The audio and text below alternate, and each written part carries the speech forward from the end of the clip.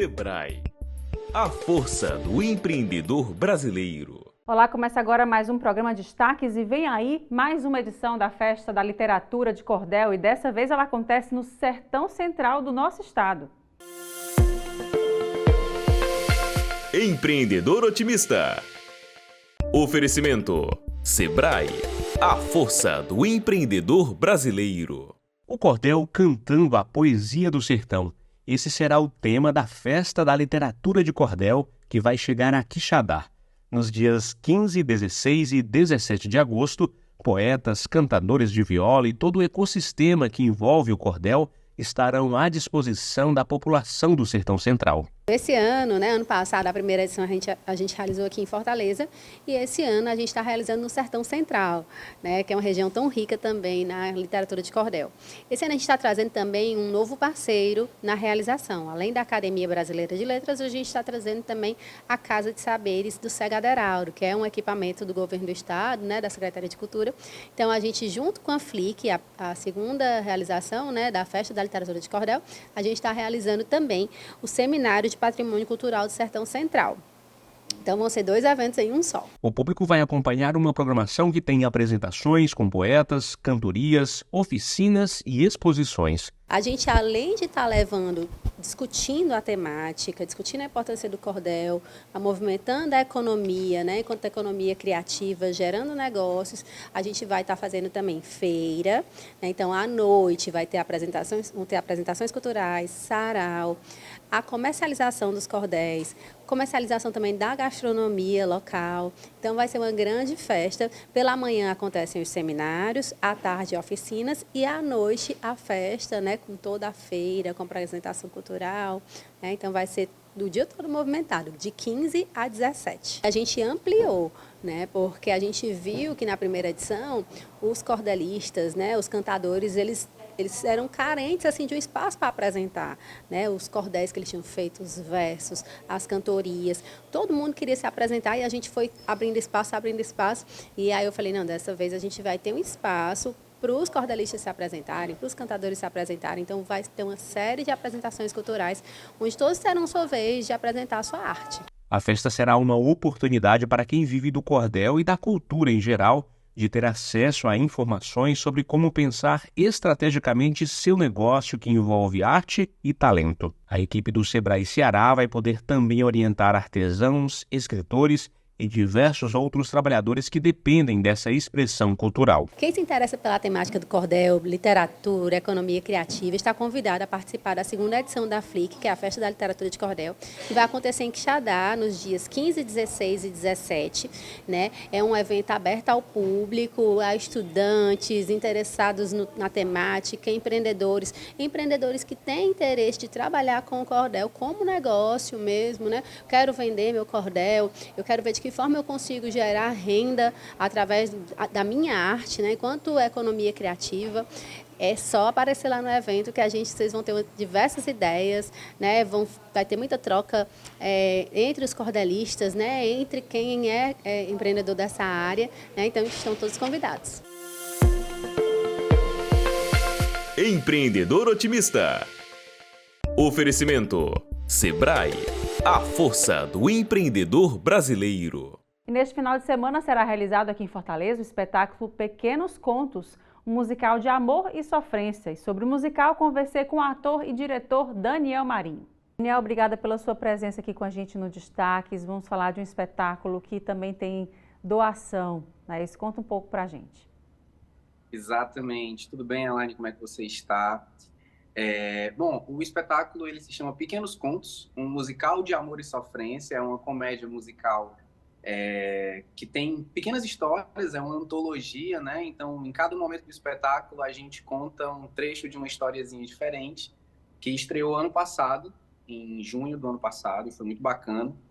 E a trilha sonora do espetáculo, ela é composta de músicas de forró e de sertanejo, então cada cena, cada momento tem a sua música específica para casar com aquilo que a gente está fazendo em cena, E é um espetáculo super divertido, as pessoas que assistem, além delas darem risadas, assim, elas acabam cantando junto com o elenco, elas se envolvem com a peça, que apesar de de ser uma comédia, né, que a gente tem o objetivo principal de fazer as pessoas rirem, a gente também fala de algumas coisas que são muito importantes e na temática, né? E para essas sessões agora, dias 17 e 18, lá no Dragão do Mar, a gente está com essa ação solidária junto com a Legião da Boa Vontade, que está sendo assim uma parceira fantástica para a gente. E eu fui lá, fui conhecer e tudo, é muito bonito o espaço, os refeitórios, as aulas e tudo. E a gente está fazendo essa ação solidária, então, para quem comprar o ingresso, a gente tem uma opção de ingresso social, que custa mais barato do que a inteira, né? Que aí você compra esse ingresso, leva 1 quilo de alimento, que aí a gente vai fazer essa ação para doar esses alimentos que a gente arrecadar para a Legião da Boa Vontade. Então é uma parceria que a pessoa que for assistir, ela vai assistir um espetáculo bacana e vai poder também fazer uma boa ação e ajudar quem precisa.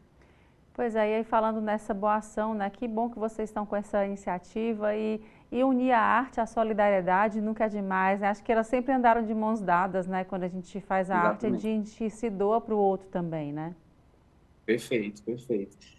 E assim, a gente entende a função social do meio artístico, né? Assim, do espetáculo em si, daquilo que a gente produz, de como tentar atrair as pessoas, o mercado, para fomentar público para cá, para o teatro.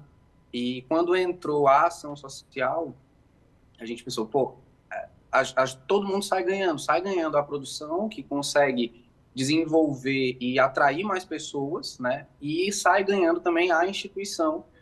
A gente já fez ações solidárias com esse espetáculo em outros momentos também, mas é a primeira vez que a gente está trabalhando com a LBV. Eu entrei em contato com a assessoria de comunicação de lá e, enfim, firmamos essa parceria e vai ser muito bacana. Com certeza a gente vai arrecadar muita coisa para ajudar as crianças. E aí fala com relação a como é que foi pensado esse espetáculo, né? Vocês vão apresentar quais são os dias? Pronto, perfeito. O espetáculo, ele era uma ideia que eu tive no meio da pandemia. Eu estava imaginando um roteiro de uma cena de duas atendentes de telemarketing brigando por um cliente. E me veio uma música da Calcinha Preta na mente, que era a música Duas Paixões, Dois Amores, né? Que a letra casa muito com essa coisa da disputa e tal. E em cima dessa ideia, depois que a pandemia passou, no início de 2023, eu escrevi os pequenos contos da história e aí convidei os meninos para participarem, que estão no elenco comigo. Eu escrevi as cenas e estou dirigindo o espetáculo, e no elenco, além que eu também componho o elenco, eu estou com mais 3 atores em cena, com o Rod Rosenberg, a Ju Vasquez e a Cristal Machado. E a gente trabalhou junto quando eu apresentei o texto para eles, do início do ano passado, e aí a gente apresentou em junho, e então a inspiração do espetáculo veio dessa cena em específica, nesse formato, assim, de não é só apresentar uma cena bacana e uma música bem executada, que case com a cena, mas também tirar um pouco da cena de contexto, tirar um pouco a música de contexto. Então, às vezes, a pessoa nunca imaginou ouvir a música que ela escuta no rádio, no streaming, de forró e de sertanejo, naquele conceito específico, né? Então, foi muito bacana de escrever e de dirigir junto com eles, porque as ideias iam aparecendo e a gente foi conseguindo construir contextos surpreendentes e muito engraçados para encaixar as músicas naquilo que era a proposta da cena naquele momento. E aí você utilizou trechos de músicas de forró das antigas, é isso? Exato. E quais são esses sucessos? A gente tem... Desculpa, perdão, Elaine. Quais são esses sucessos que você pegou aí? Só para quem está assistindo, já relembrar um pouquinho aí. Com certeza. A gente tem do forró, a gente tem Calcinha Preta, a gente tem Duas Paixões, Dois Amores, a gente tem também do forró, a gente tem Forró Sacode, a gente também tem Cristal Quebrado, né? A música da Magníficos em alguns momentos do espetáculo. Então, quem for já sabe que vai ouvir esses hits maravilhosos dentro de contextos que eu garanto que elas nunca ouviram. E do sertanejo a gente tem, por exemplo, clássicos tipo é o Amor, do Zezé de Camargo, Luciano. A gente tem o Evidências, obviamente, dentro do espetáculo, o Titãozinho e Chororó, que é meio que o hino nacional. Tem Paula Fernandes dentro do repertório do espetáculo, Bruno e Marrone. Então, a gente mescla bem as duas linguagens, né? Tem Aviões de Forró, se você quiser ouvir, a gente tem o Blá Blá Blá do Aviões, a gente tem Coração Bandido, do Leonardo, tudo isso dentro do espetáculo. E é uma festa muito bacana, assim, aquilo que a gente consegue construir cena, criar junto com a plateia. Agora, eu gostaria de dizer que, preferencialmente, a cena que eu acho mais legal é a cena da música São Amores. É uma música que entrou, originalmente ela não tinha no espetáculo, ela entrou no fim do ano passado, e ela é muito legal de fazer, de atuar nela, e ela é muito, muito fora de contexto. Então, as pessoas se surpreendem quando escutam a música naquele contexto, é muito divertido de fazer. Então, eu gosto de tudo.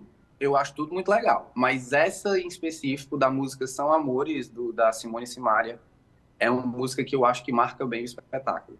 E aí foi muito, agora a Pablo também, né, já despontou aí no TikTok e no mundo inteiro, Exato. né? E aí milhões e milhões de visualizações, a música correu o mundo, né? Com coreografia nova, uma linguagem diferente. E a gente nem esperava por essa regravação da Pablo, né? Assim, mas agora a música voltou ainda mais forte. Então, é bacana para poder aquecer mais o público para aquilo que ele vai ver no teatro. Então, a trilha sonora, ela tá dentro desses gêneros, né? Ao todo, o espetáculo ele tem 1h15 de duração, então ele não é aquele espetáculo que te cansa, ele passa relativamente rápido, que é justamente para a pessoa ficar com um gostinho de quero mais, quero ver de novo, quero ver mais coisas. Joia, e eu queria que você falasse um pouquinho também dessa presença de vocês também. Vocês já se apresentaram, tem 10 apresentações já realizadas, né? Como é que é essa troca com o público? De cantar junto, de você ver um aqui, outro acolá, fazendo, né, enxugando a lágrima, relembrando algo antigo. É isso mesmo? Essa troca existe, de fato? Existe muito. Essa é a parte mais, assim, uma das partes mais legais do espetáculo é essa. A gente estreou ano passado no Teatro Brasil Tropical. O espetáculo ainda tinha meio que outro formato. Aí ele ganhou corpo em outubro, quando a gente fez no próprio Dragão do Mar. Aí fizemos mais 3 sessões esse ano, mas uma sessão que me marcou muito foi uma sessão pelo circuito de teatro da Secretaria de Cultura, que foi no Cuca do José Walter. E, assim, a estrutura do Cuca é maravilhosa, e a gente fez o espetáculo lá para um público de adolescentes. Então, foi uma festa absurda, porque, assim, eles interagem com as cenas. Então, nem é só a questão da música, de às vezes você cantar junto, de você conhecer, mas de você ser surpreendido pela cena, ou gostar de uma piada, alguma coisa que acontece, um figurino, uma luz que é diferenciada, e eles respondiam sempre, sabe, assim, de reagirem, então de sair uma piada e eles brincarem e responderem às vezes, porque em alguns momentos do espetáculo a gente tem uma coisa meio show, onde a gente de fato chama o público para cantar junto com a pessoa que está interpretando, né, o ator, a atriz que está interpretando aquela música, e nessas horas o público vem abaixo. É muito bacana, assim, a gente tem registros nesse ano, em maio, a gente fez 3 sessões lá no Teatro Brasil Tropical também. E algumas pessoas fizeram, e a gente até salvou essas imagens dos stories feitos no Instagram da plateia, né, do pessoal que cantava junto, que estava gargalhando, e houve casos até de pessoas que de fato se emocionaram. Tipo assim, a gente tem uma cena sobre relacionamento abusivo, por exemplo, e chegou no final do espetáculo a pessoa dizer, cara, essa cena me pegou num lugar que eu não estava esperando, num espetáculo de comédia. E eu consegui ir além do que estava só no riso ali, do que estava só colocado em cima do palco nas piadas, mas, tipo assim, entender meio que como é que aquela personagem estava lidando com uma relação que não era mais boa para ela, e as músicas que elas cantam, a música que é cantada nesse momento da peça, traz o público para esse lugar de resposta também. Então, é muito bacana ver a interação com a plateia, de ver os momentos em que existe uma troca de cenário, a entrada de um cenário diferente, a plateia reage a isso e percebe que as coisas mudam. E aí eu preciso fazer assim, um adendo muito importante para a iluminação do espetáculo, a iluminação e a trilha sonora, a sonoplastia, né? Porque nós temos uma cena em que o sonoplasta é fundamental, que é uma cena que eu converso com uma inteligência artificial, eu converso com a voz de inteligência artificial, e o sonoplasta do espetáculo, que é o Jarison, ele precisa estar muito bem casado, porque as piadas da cena são do áudio, não são minhas. Então é muito bacana que não só o elenco, mas a equipe também tem que estar muito entrosada com o que está acontecendo em cima do palco. E a luz ajuda muito. Nós temos uma iluminação que é feita pelo Solon Farias, que ajuda a plateia a se ambientar. Então, foi tudo muito bem pensado para fazer com que a plateia, de fato, se sinta no lugar das pessoas, se sinta no lugar dos personagens que estão ali em cima do palco vivendo aquilo. Então, a plateia, a luz ajuda a criar o clima para a plateia, com a troca de luz, uma cena que exige uma luz um pouco mais dinâmica, que a música está um pouco mais alta, que tem uma batida mais rápida, e a luz e a trilha sonora casa com isso, e isso tudo ajuda a trazer o público. Então, esse espetáculo, ele é um espetáculo que você, o tempo todo, como as histórias vão se renovando, elas encerram a primeira história, já emenda a segunda, encerra a segunda, já emenda a terceira. O público, ele se sente o tempo todo presente, ele se sente o tempo todo lá, prestando atenção em tudo que está acontecendo. Então, a troca existe e é muito bacana. E aí eu faço um pedido, porque às vezes acontece da pessoa estar com vergonha de rir alto. Ria, minha filha, ria bem muito. Quando for para rir, tem problema não. Tá lá no teatro é para se divertir mesmo, nós estamos lá para isso. É isso, a gente está precisando muito de alegria mesmo, né? Obrigada mais uma vez, eu queria te pedir para fazer o convite para quem está assistindo, para se fazer presente aí. São 2 dias imperdíveis, né? Perfeito, muito obrigado, Elaine, pela oportunidade de estar aqui. E, gente, Pequenos Contos, um musical de amor e sofrência, vai estar em cartaz agora. São só 2 sessões, dias 17 e 18 de agosto, às 8 horas da noite, lá no Teatro Dragão do Mar. Os ingressos já estão à venda na bilheteria do teatro e no link da nossa página no Instagram, @espetáculo.pequenoscontos. Lembrando sempre que a gente tem a inteira, a meia e o ingresso social, que é um ingresso em parceria com a LBV, a Legião da Boa Vontade. Então, se você comprar esse ingresso, você leva 1 quilo de alimento, que a gente vai doar esse alimento para a Legião da Boa Vontade depois do espetáculo. Então, não perde a oportunidade de você se divertir bastante com o espetáculo, você com certeza vai gostar muito, e fazer uma ação solidária muito bacana para quem está precisando. Obrigada mais uma vez, até uma próxima oportunidade. E agora o intervalo, a gente volta em instantes com mais destaque.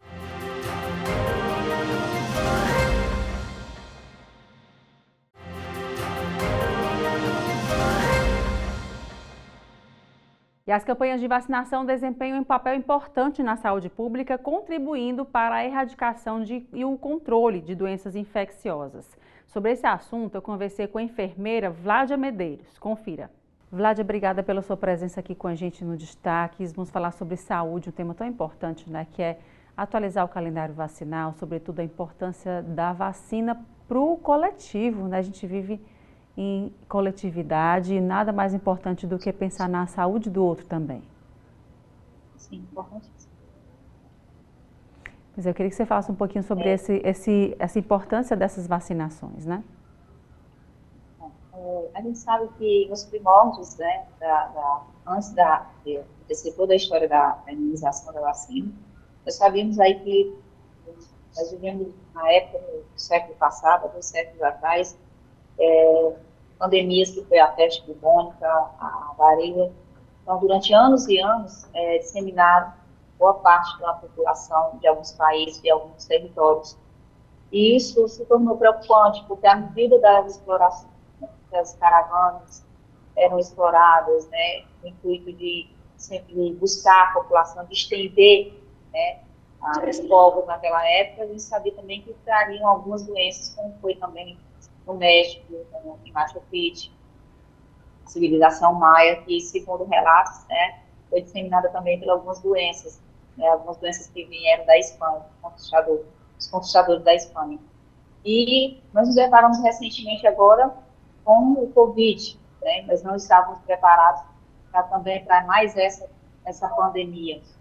E, diante disso, a gente sabe também que nós vivemos num país tropical, num país com abertura turística expansiva, onde nós temos uma parte central, a gente recebe gente da América do Norte, da Europa, da Ásia, enfim.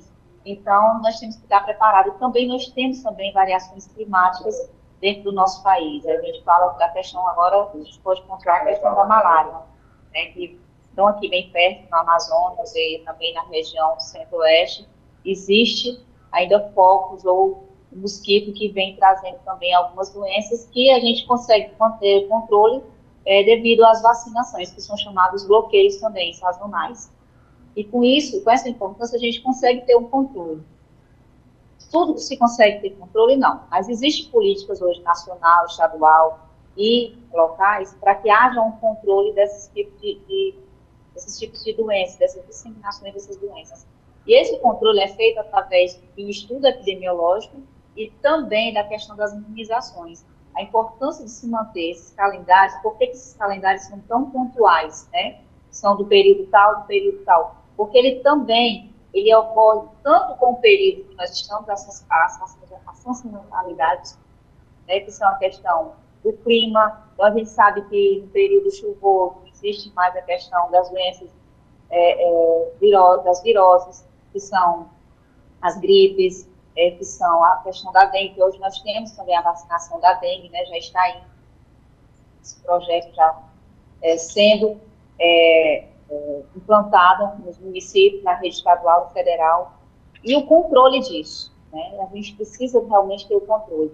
Se dizem muito, hoje o Brasil, há vários anos que ele erradicou a poliomielite, ele erradicou algumas do sarampo, mas a gente sabe, o fato do nosso país ser uma porta aberta, e a gente sabe que alguns países aqui da América do Sul talvez não tenham esse controle rigoroso como o nosso país tem, quando a gente fala da questão das imunizações, das vacinas. E esse controle hoje, ele se torna importante para quê? Justamente para que a gente possa saber o que realmente hoje mais se sobrecai sobre a população. São doenças de controle ou são as doenças que não têm controle? A gente sabe que aquelas que têm controle são aquelas que têm hoje o esquema vacinal. Pois é, e aí falando sobre essa questão, né, da importância da vacinação, a gente viu muito, a gente está vendo inclusive com tristeza algumas doenças que eram antes erradicadas, né, retornando aqui no nosso país, preocupando também, né, de certa forma. A gente vê a coqueluche, né, a gente quando criancinha, quando é novinho, já toma vacina, né, já para se proteger os nossos filhos. Dói na gente também quando eles estão se vacinando, né, mas é uma dor de amor, né. É algo que a gente está se preservando e está preservando a saúde de quem a gente ama, né? Levar alguém para vacinar, levar os nossos filhos se vacinar também, é uma proteção que a gente dá para o coletivo e para a gente também, né? É uma prova de amor muito bonita, né? E essa cobertura vacinal que tem caído nos últimos anos, sobretudo para as crianças, né? Uma avalanche de notícias falsas, né? De algo que a gente lamenta muito, e que acaba todo mundo perdendo com isso, né? E, infelizmente, pessoas pagam com a própria vida, e vidas inocentes, né? De crianças que não têm a proteção adequada, né? Por uma doença que é vacinável, que pode sim ser prevenida, né? Que pode ser evitada.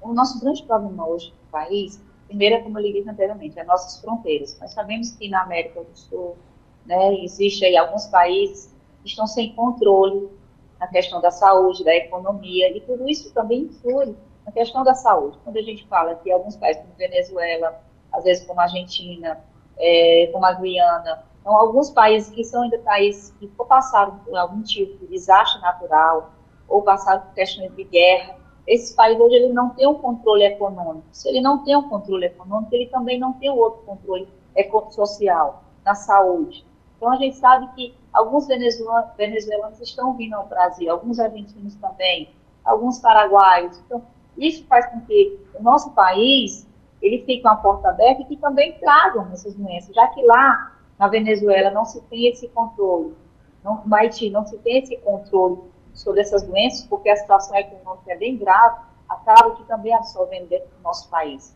E a gente já realmente começamos a ser acometido por alguns tipos de doença. Alguns casos de meningite, nós já temos alguns casos de meningite já registrados, de coqueluche.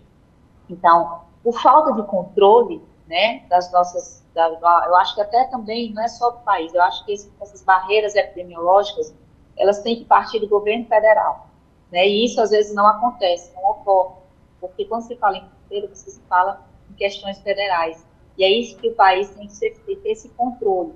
Não que a gente não vá receber essas pessoas, eu acho que a situação da Venezuela é bem triste, nós temos sim que abraçar nossos irmãos aqui próximos, na América do Sul, mas também nós temos que ter a consciência de que isso vai trazer um prejuízo e uma desordenação na saúde, quando a gente fala em saúde pública. E também a gente leva a pensar, eu acho que o país ele tem que se posicionar na situação mais ampla, mais aberta, mais coletiva, quando se fala em políticas públicas de humanização e de cuidados das pessoas. Alguns esquemas nacionais eles não estão dentro do sistema SUS. Então, você acaba tendo que pagar essas vacinas. Eu acho que a população carente do jeito que ela é, e só alguns têm acesso e outros não, eu acho que o governo tem que rever essa parte dessas vacinas e mostrar, olha, eu acho que o SUS é para todos e a saúde também, já que é uma responsabilidade do governo federal. E isso ele deixa muito a desejar quando a gente fala sobre cuidado com as pessoas, quando a gente fala sobre vacinação. Nós temos hoje excelentes profissionais, cientistas que vêm atuando, trabalhando dentro de pesquisas, tentando fazer um controle epidemiológico sobre essas doenças, esses controles sazonais também, mas eles precisam de um incentivo. E quando a gente fala em incentivo, não é só a questão manual, mas é a questão financeira, é o incentivo em pesquisa. A gente sabe que com um acidente da Fiocruz, né, com aquele incêndio, a gente sabe que houve um prejuízo muito grande hoje para dentro das nossas instituições. E a gente precisa que o governo reveja tudo isso. Qual é o valor que está sendo investido para a pesquisa, para a saúde? Então, esse investimento ele tem que sobrecair também nessa questão dessas doenças. Porque se o Brasil, antigamente, ele tinha um controle, hoje ele está deixando de ter esse controle. Quando eu falo da questão das fronteiras, quando eu falo que você viu, nós trouxemos para cá o Covid, você não, em todo o nosso país, o Covid, desculpa. O Covid entrou no país. Alguns países conseguiram manter esse controle, né? Finlândia, Dinamarca, Alemanha. Então, eles conseguiram ter esse controle por conta das barreiras sanitárias. Então, houve um investimento muito grande, coisa que no Brasil deixa muito a desejar. Nós temos aí profissionais que trabalham com pesquisas. Eu vou lhe dizer que recentemente, quando a gente fala em vacina, eu vou citar a vacina do câncer de mama, que foi agora na Universidade se não me engano, dos Estados Unidos, Pittsburgh, se não me engano. Então, foi a primeira vacina de teste depois de 30 anos de pesquisa. Passou 30 anos para que a primeira dose da vacina seja colocada em teste, apenas em teste. Ela está agora no processo de teste. E foi uma americana de 67 anos, a Mary Kate, que se propôs, não só ela, mas 57 mulheres, a serem esse teste vivo para realmente saber se essa vacina ela será eficaz. Então, foram 30 anos de estudo. E a gente sabe que, quando a gente fala em pesquisa, quando a gente fala em controle, a gente sabe que nós precisamos ter pesquisa, investimento para isso. Então, algumas doenças já estão aparecendo. Então, já voltamos a ter alguns casos de sarampo, alguns casos de coqueluche, alguns casos também de malária, embora, como eu disse, sazonal mas de certa forma está acontecendo e pessoas estão sendo, vidas estão sendo perdidas e às vezes a gente não consegue ter o controle de tudo. Eu acho que o mais importante agora, nesse momento, são políticas de conscientização. Eu acho que isso também deixa muito a desejar. Acho que você não tem que fazer isso só em determinados períodos. Eu acho que tem que ter um investimento nas políticas de prevenção, nas políticas de mostrar, de divulgação, a importância. Então, se tem um controle rigoroso da questão das vacinas, mas sempre periódico, né? Olha, a primeira campanha da vacina, aí depois o segundo semestre, primeiro trimestre, segundo, terceiro trimestre, isso é importantíssimo. Mas a gente sabe que mesmo com essas campanhas, né, que envolve aí vários profissionais da saúde, que envolve municípios, estados e governo federal, ainda assim, nós ainda não conseguimos atingir a meta, né? A gente sempre fica aí faltando um percentual importante para que a gente possa, que esse percentual que foi atingido, ele consiga se transformar em estudo epidemiológico. E por falta disso, a gente não consegue adequar realmente as nossas deficiências e as necessidades que a gente precisa para erradicar todas essas doenças. É isso, muito obrigada pela conversa e até uma próxima oportunidade. Eu que agradeço aqui e deixar esse recado, né?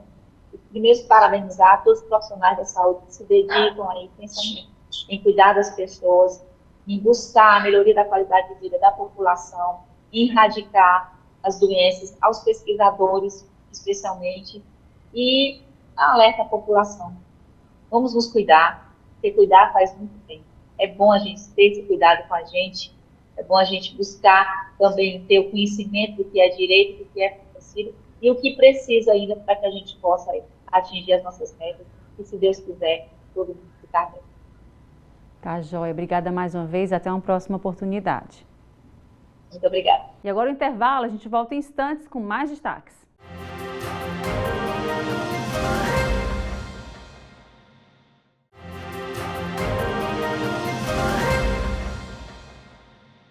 E a Praia do Preá, no município de Cruz, aqui no Ceará, vai receber um empreendimento de alto padrão. É o Vila Carnaúba, recentemente inaugurado e com obras já iniciadas. Sobre o assunto, eu conversei com Eduardo Joaçaba, ele é diretor jurídico e de relações governamentais do Grupo Carnaúba.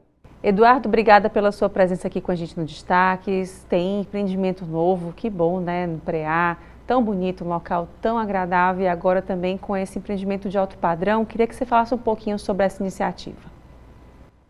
Tá joia, Elaine, obrigado pelo convite. É bom estar aqui conectado com vocês, representando o Grupo Carnaúba.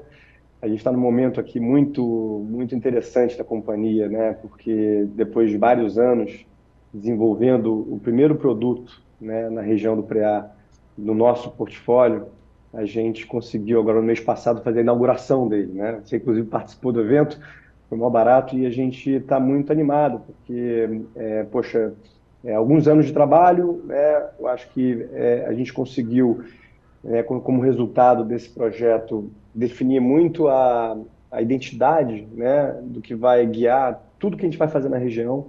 Então, o Vila Carnaúba, ele chegou como um condomínio fechado de lotes, endereçar uma demanda que a gente identificava como reprimida, né, por pessoas que já frequentam a região há muito tempo, mas que por uma ausência de uma infraestrutura adequada na região de hotelaria e hospitalidade de modo geral, buscavam, né, uma oportunidade de ter uma propriedade, um lote. Então a gente conseguiu um enquadramento, né, desse projeto como de alto padrão e avançar muito em vendas, né, desde o primeiro lançamento, né, há cerca de 18 meses, e hoje com a primeira fase entregue de 160 lotes, a gente tem mais de 120 vendidos.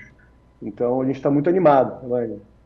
Pois é, e aí falando também desse paraíso, né? Conta um pouco para a gente ter uma ideia de quem ainda não conhece o Preá. A gente foi, inclusive, até colocou também, já postou nas nossas redes sociais do Grupo Otimista, né? Esse momento de inauguração.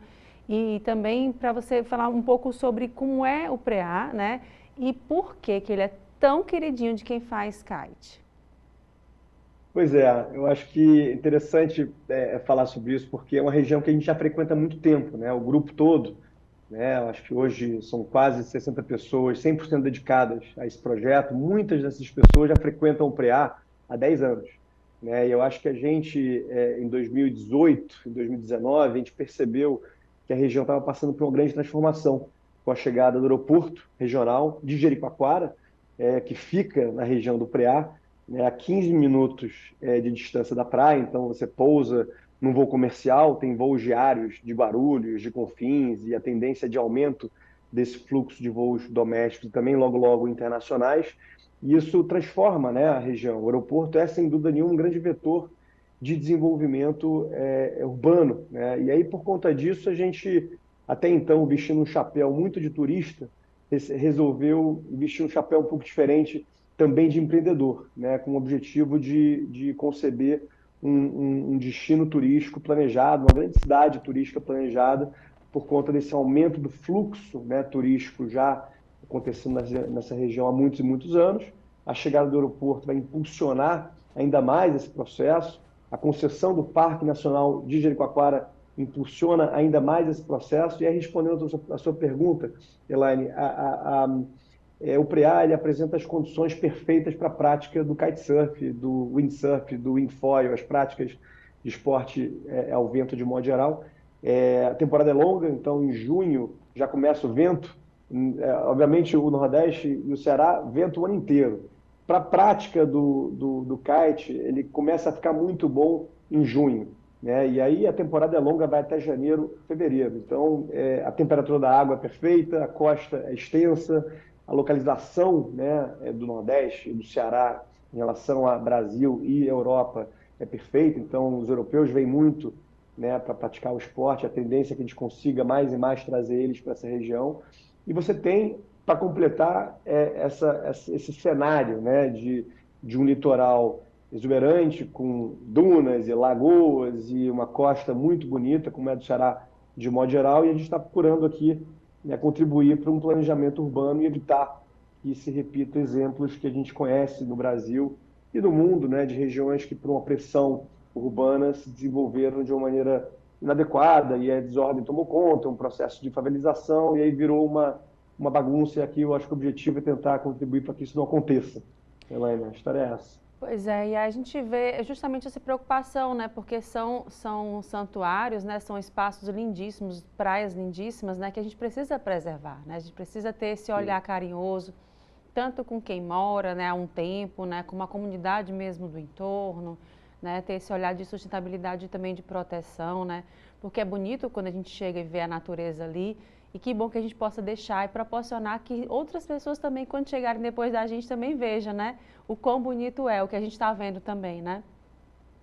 Exatamente. Eu acho que nessa linha de raciocínio, a gente até se enquadra muito como um grupo de empreendedores imobiliários não tradicionais, como incorporadora, porque a gente chegou nessa região muito antes de pensar em fazer qualquer tipo de investimento, né? E agora estamos aqui investindo, né? E como incorporador que chegou para ficar.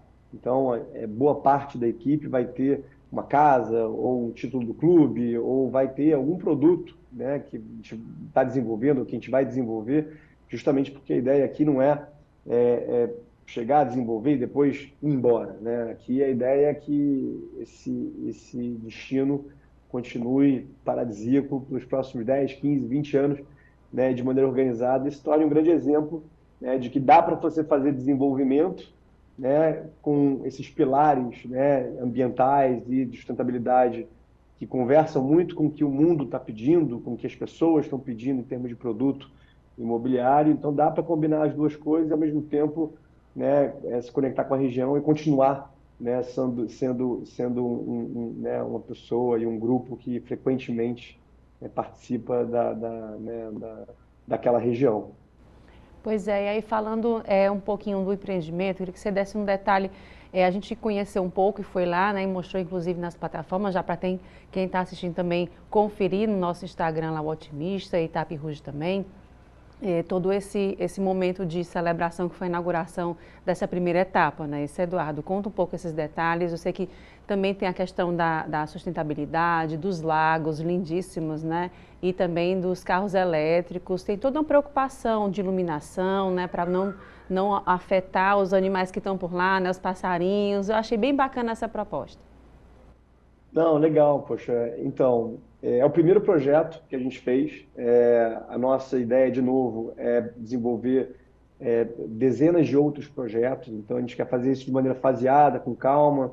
Então, esse primeiro exercício do Vila Carnaúba, né, começou ali em 2020 como o primeiro passo apoiado num grande estudo ambiental, topográfico, de levantamento né, arbóreo, de fauna e flora, justamente para, com base nesses estudos, depois disso, ir para a prancheta com o time de arquitetura e produto, pensar no que é possível fazer respeitando, né, as características daquela área, daquele terreno. Então, a gente conseguiu, né, um resultado final que agradou muito a nós e aos nossos clientes, né, porque no final do dia a gente consegue ter uma taxa de ocupação baixíssima, uma taxa de permeabilidade super alta, né, um número de lotes de tamanho adequado para quem, né, em geral está buscando aqui uma segunda ou terceira residência. Então as pessoas não querem ter casas muito grandes, né, as pessoas querem ter casas funcionais, né, que tragam menos trabalho, seja para construir, seja para manter.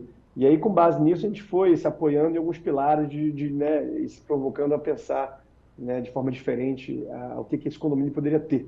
Então, as vias internas são todas de areia, né, seguindo até um padrão que você encontra na região de modo geral. Então, você não precisa botar asfalto, você não precisa botar intertravado, concreto, nada disso. Então, as vias internas são de areia. Claro que a gente faz um sistema de drenagem, terraplanagem robusto, mas você já muda muito a identidade do lugar com essa sutileza. E aí, os veículos internos, né, são elétricos. A gente restringe a circulação de veículos a combustão, tem um plano de transição, mas a ideia é que internamente dentro do condomínio apenas veículos elétricos circulem, né? E aí você tem esse conceito das lagoas, né, inspirado muito nos lençóis maranhenses, uma região com muita abundância de água, né? Então a gente conseguiu, né, estruturar essas lagoas que têm fundos de areia, né? Então você tem uma sensação de estar literalmente numa daquelas lagoas de dunas, né? Então elas enchem com água de chuva, enchem com água do lençol ou com, né, todo o sistema que a gente criou de filtragem, né, para aproveitar aquela água. E é uma lagoa que ficou incrível com os lotes ao redor dela, né? Então isso, né, eu acho que foi um grande diferencial, né, no empreendimento. Então você alia as lagoas com as vias internas de areia, com taxa de ocupação baixa, permeabilidade alta, com umas áreas, né, dentro do terreno, né, mais sensíveis, sob o ponto de vista ambiental, preservadas. Então a gente não precisou fazer nenhuma intervenção nessas áreas. Isso torna, com o tempo, um grande ativo do empreendimento. Então você chega na praia, você nem percebe que tem um empreendimento ali, que é aquela área de mangue, né, de salgada picum e toda aquela vegetação nativa foi totalmente preservada justamente para que ela se tornasse um grande ativo do empreendimento. E hoje é o que aconteceu. E aí, quando a gente chega no final do dia com essa entrega, né, e com a inauguração dessa primeira fase, em julho, né, no mês passado, a gente ficou muito, muito feliz, porque isso vai influenciar muito o comportamento nosso,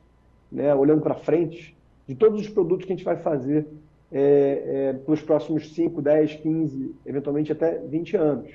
Então, tem muito a melhorar, é evidente, vários erros foram cometidos, a gente aprende com eles para não repeti-los. E aí a ideia é que esses próximos empreendimentos, sejam eles de praia ou sejam eles de entorno, porque aqui a gente tem que pensar no ângulo, né, urbanístico, né? Então, o desenvolvimento não só da praia. A gente tem que ter um produto que endereça a demanda por moradia de classe média, moradia popular, né? Vão ter hotéis de diferentes tipos de bandeiras. Nesse condomínio do Vila Carnaúba que a gente inaugurou, a bandeira que a gente tá levando é a Nantara, que é a bandeira asiática, que vai ser a primeira bandeira, né, na América Latina.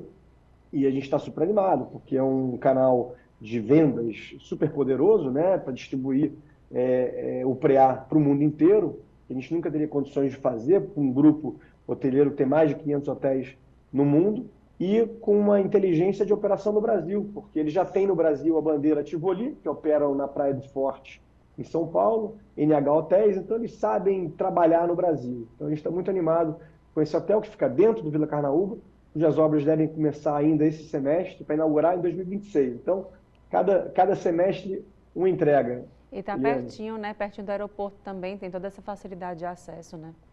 Isso faz muita diferença, né? Para a gente fala muito isso, né? O Estado do Ceará tomou uma decisão muito acertada em 2010 de seguir com essa ideia de construção do aeroporto. Em 2014, a pista fica pronta. Em 2017, o primeiro voo charter, e em 2018 as companhias se plugam naquele aeroporto e hoje você tem voos diários de Guarulhos, da Latam, da Gol, a Azul faz de Confins, as companhias aéreas internacionais já estão de olho, porque boa parte dos clientes que pousam em Fortaleza se deslocam ao litoral, né, justamente para a nossa região. Então a ideia deles é justamente tentar, em algum momento, ter um voo internacional para a Praia do Preá, para o aeroporto de Jericoacoara, porque ele vai atender o cliente melhor. Então o aeroporto ele transforma essa região, né, para o bem e para o mal. E aqui nosso objetivo é fazer com que essa transformação seja muito mais para o bem do que para o mal.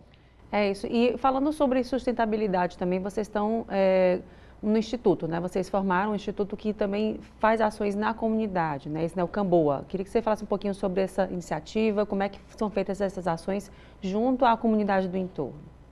Então, a nossa atuação enquanto grupo Carnaúba, ela está estruturada num formato de tripé, né? O primeiro tripé de produtos imobiliários dos mais tradicionais, que eu comentei aqui, alguns. O segundo tripé dessa visão urbanística de entorno, que eu também comentei aqui, né? Da gente conceber, né, produtos, né, imobiliários de diferentes perfis em diferentes momentos.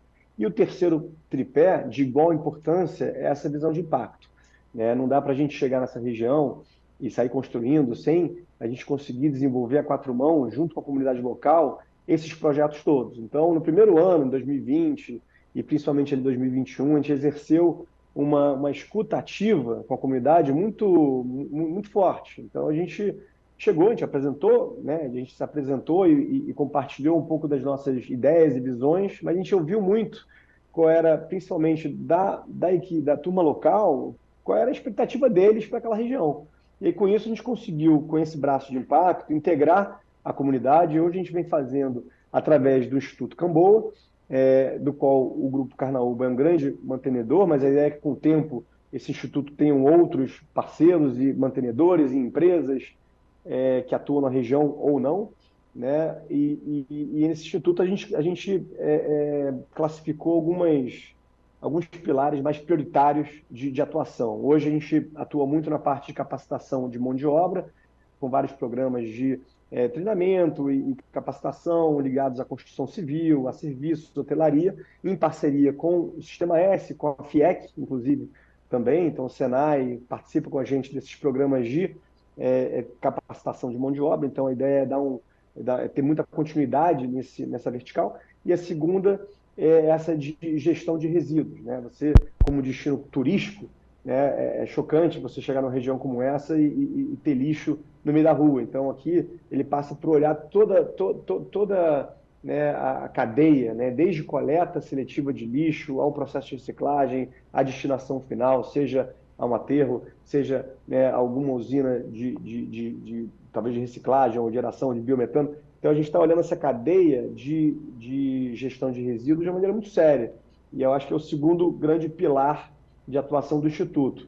A gente mapeou várias outras demandas e gargalos da região, que a gente gostaria de, com o tempo, o Instituto ganhando robustez, também participar, né? E isso passa por, né, eu acho que olhar a parte toda de integração com projetos, né, do Estado, a região, alinhamento com o município, né? Eu acho que olhar a parte da cultura, que é super relevante, né? Tem muita coisa que dá para fazer, né? Então a gente está começando devagarinho, mas com muito foco para a gente não dispersar e acabar não entregando nada com muita qualidade. Então a gente estruturou o Instituto hoje com esses dois pilares, né? Capacitação de mão de obra, para dar oportunidade para as pessoas que elas têm em geral uma qualidade de ensino muito elevada. O Ceará está muito bem posicionado, então as pessoas que entram nos programas de capacitação impressionam, né, a velocidade como elas aprendem, se desenvolvem, mas o que faltava era justamente isso, né, essa última, né, esse último detalhe da capacitação para ela poder depois sair em condições de se empregar,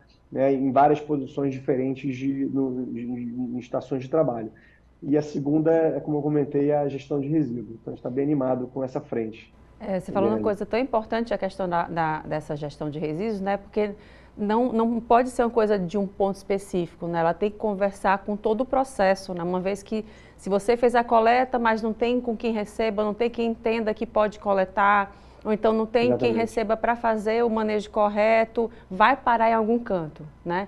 E aí esse canto que Exatamente. parar, acaba que não, o processo não anda, né? É uma engrenagem de fato, né? Então tem que ter, tá muito bem casadinho e aí demora, né? Demora, tem Demora. cada área tem sua peculiaridade, né? Um olhar mais atento, né?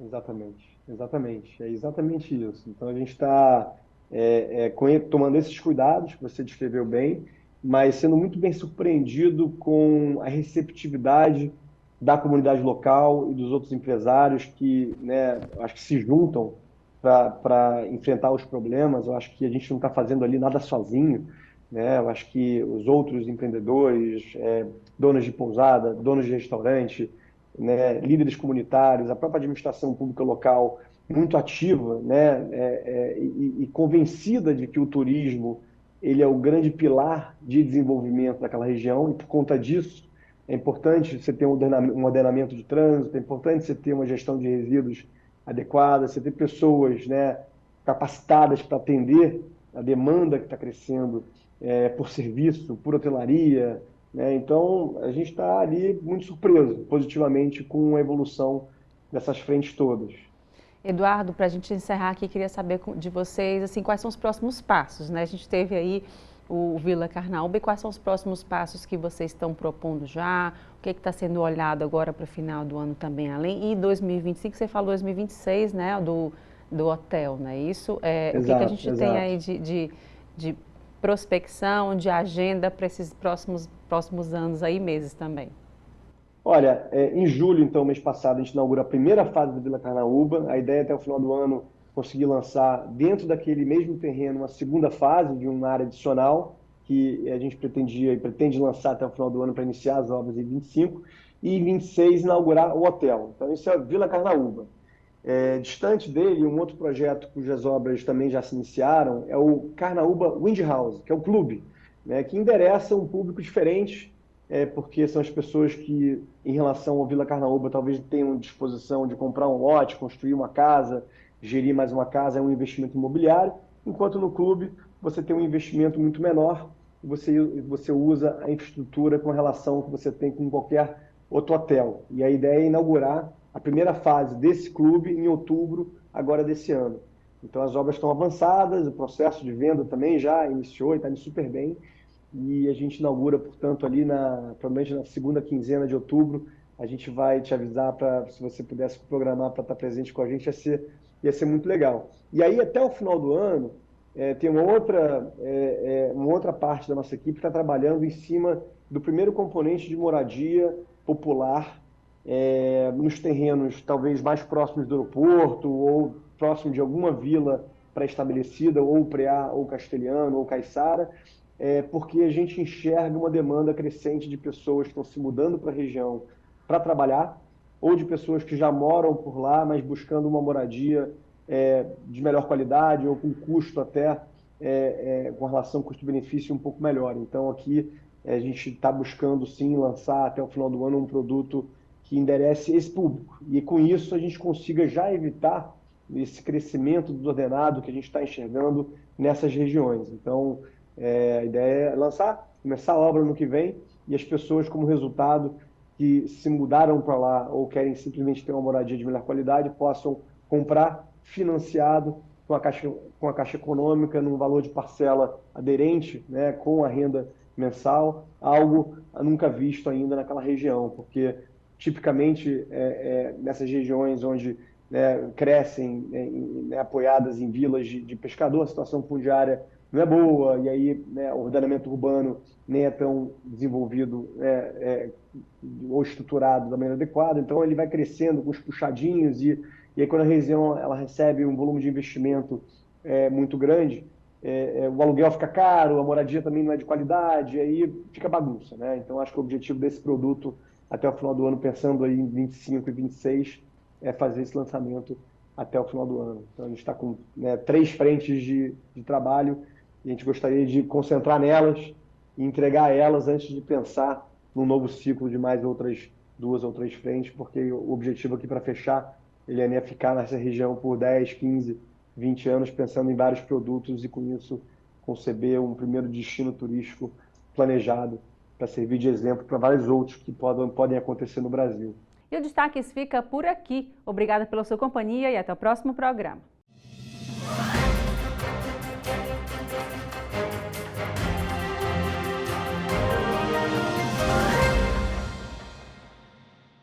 Sebrae, a força do empreendedor brasileiro.